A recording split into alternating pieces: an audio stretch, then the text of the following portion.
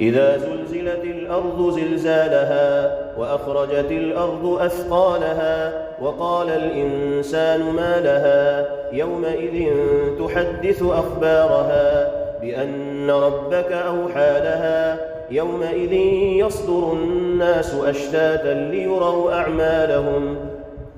فمن يعمل مثقال ذرة خيرا يره ومن يعمل مثقال ذرة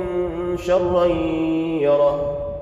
والعاديات ضبحا فالموريات قدحا فالمغيرات صبحا فأثرن به نقعا فوسطن به جمعا إن الإنسان لربه لكنود وإنه على ذلك لشهيد وإنه لحب الخير لشديد أفلا يعلم إذا بعثر ما في القبور وحصل ما في الصدور إن ربهم بهم يومئذ لخبير.